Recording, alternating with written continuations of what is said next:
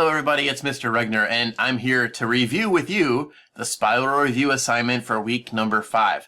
Again, I'm looking at day number 1, but keep in mind, our questions all week long will be very similar, just some new numbers mixed in. So let's get started here. There are 6 questions this week. We'll start off with number 1. Now number 1 says, rewrite 3/10 as a decimal. So think, how do we take a fraction and turn it into a decimal? We can do that by dividing. In this one also, we can just think 3/10. I'm saying the decimal, 3/10. We just need to pick 3/10 as our decimal. That's 0.3. Without giving you the answer, I kind of did. Hey, take a look at the second part of that. It says which point represents the decimal. So now we're looking at a number line, and we're going to pick out which point would be 3/10. Right? Keep in mind, between 0 and 1 are all of our decimals. If there's 10 spaces there, that'd be 1/10, 2/10, 3/10, 4/10, 5/10, 6/10, 7/10, 8/10, 9/10, and 10/10, or 1. Let's move on. Question number 2. It says, Rose bakes 6 dozen cookies. She sells 39 cookies at the school's bake sale. How many cookies does Rose have left over? Oh my goodness. So now it's a simple subtraction problem. But mixed into that simple problem is the fact that we need to know what a dozen is. You hopefully remember this one, but if not, a dozen means 12. So if she baked 6 dozen cookies, that means she baked 6 groups of 12 cookies. A little bit of multiplication mixed in there as well. Once you find how many cookies she made, you can subtract to find out how many are left. Let's move on now to question number 3. It says rewrite 42/100 as a fraction. Aha! And you've got some multiple choice options here.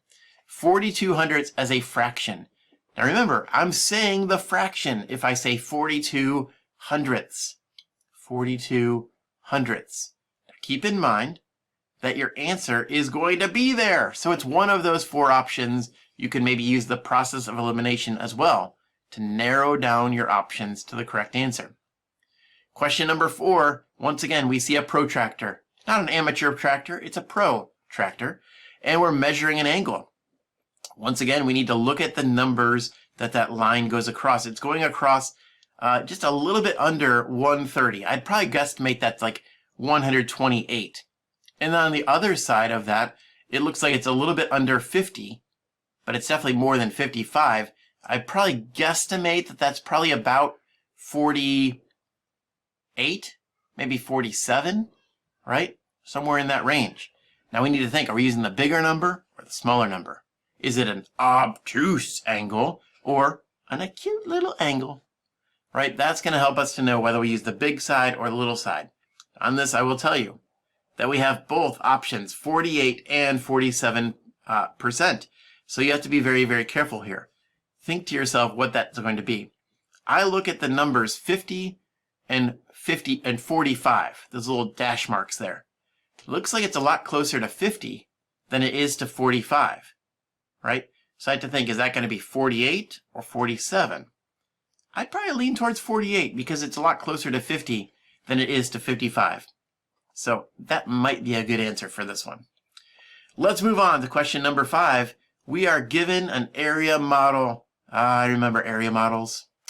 The memories.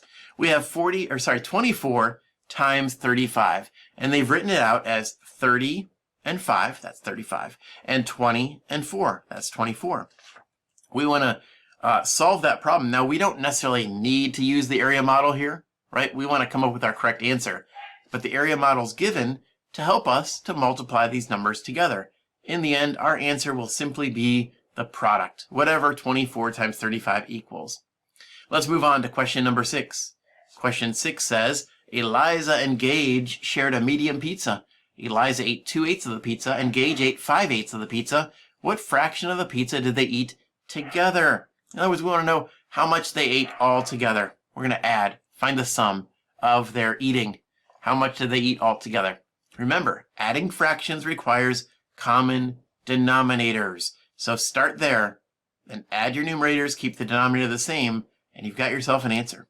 That's our review for week number 5. If you have any questions, concerns, not sure what you're doing, feel free to reach out to me. We'll be practicing throughout the week before our graded assignment on Friday.